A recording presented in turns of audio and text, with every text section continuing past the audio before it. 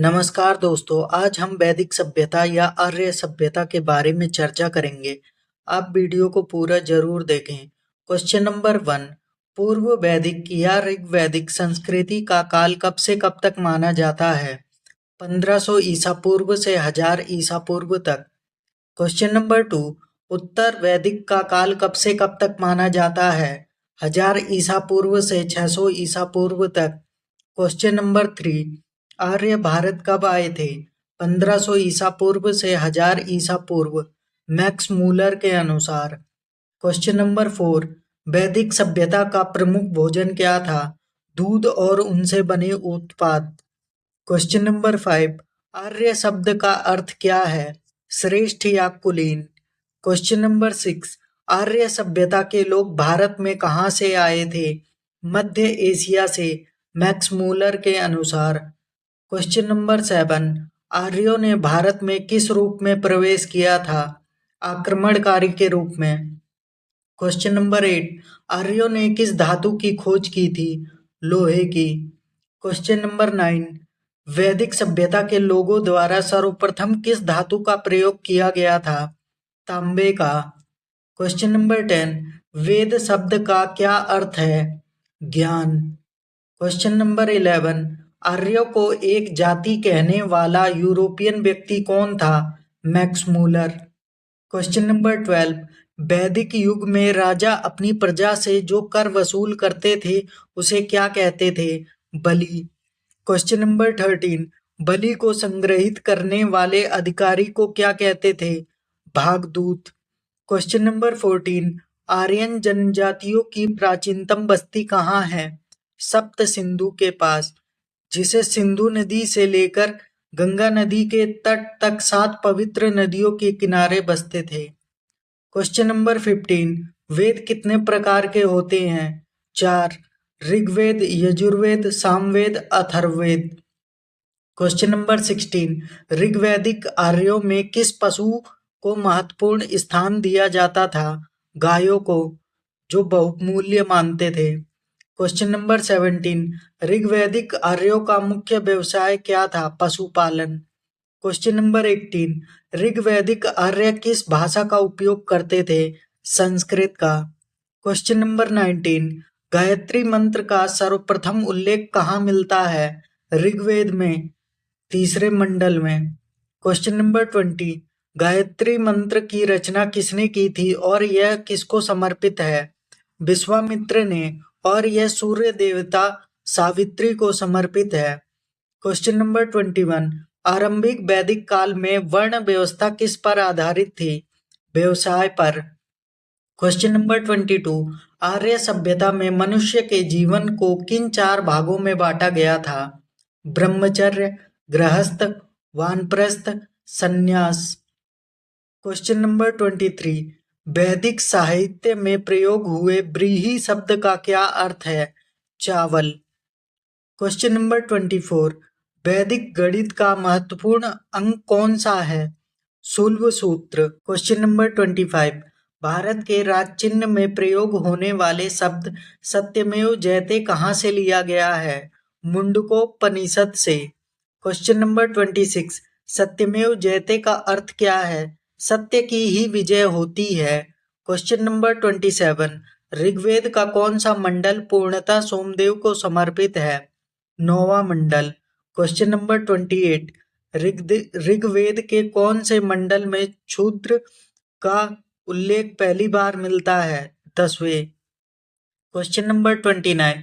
ऋग्वेद में कितने सूक्त और मंडल हैं? 1028 सूक्त और मंडल 10 हैं। Question number 30। ऋग्वेद में कितने ऋचाएं भजन हैं? 10,462 ऋचाएं हैं। Question number 31। ऋग्वेद के भजनों को पढ़ने वाले ऋषि को क्या कहते हैं? होत्री। Question number 32। पूर्व वैदिक आर्यों का मुख्य धर्म क्या था? प्रकृति पूजा और यज्ञ। Question number 33। आर्यों के आर्कटिक होम सिद्धांत का पक्ष किसने लिया था? बाल गंगाधर तिलक ने। Question number 34। किस वेद में जादुई माया, तंत्र मंत्र और वशीकरण का उल्लेख है? अथर्ववेद में। Question number 35। सांख्य, योग्य, न्याय, वैशेषिक, मीमांसा एवं वेदांत। इन 6 अलग भारतीय दर्शनों की स्पष्ट रूप से अभिव्यक्ति हुई वैदिक युग में। क्वेश्चन नंबर 36, योग दर्शन के प्रतिपादक कौन है? पतंजलि। क्वेश्चन नंबर 37, न्याय दर्शन को किसने प्रचारित किया था? गौतम ने। क्वेश्चन नंबर 38, सांख्य दर्शन के प्रतिपादक कौन थे? कपिल मुनि। क्वेश्चन नंबर 39, प्रसिद्ध 10 राजाओं का युद्ध, 10 राज्य युद्ध का उल्लेख किस वेद में है? ऋग्वेद में 7वें मंडल में। क्वेश्चन नंबर 40, 10 राज्य युद्ध किस नदी के तट पर हुआ और उसमें कौन विजयी हुआ? परुशनी रावी नदी के तट पर। 10 राजाओं और सुदास में से सुदास विजयी हुआ। क्वेश्चन नंबर 41, प्राचीन हिंदू विधि का लेखक किसे कहा जाता है? मनु। मनुस्मृति के लेखक भी मनु हैं। क्वेश्चन नंबर 42, अस्तो माँ सद्गमय, तमसो माँ ज्योतिर्गमय, मृत्योर्मा अमृतगमय कहाँ से लिया गया है? उपनिषद से। क्वेश्चन नंबर 43, भारतीय संगीत का जनक किसे कहा जाता है? सामवेद को। क्वेश्चन नंबर 44, किस देवता के लिए ऋग्वेद में पुरंदर शब्द का प्रयोग हुआ है? इंद्र देवता के लिए। सबसे ज्यादा वर्णित देवता है ऋग्वेद में। क्वेश्चन नंबर 45, ऋग्वेद में सबसे पवित्र नदी किसे माना जाता है?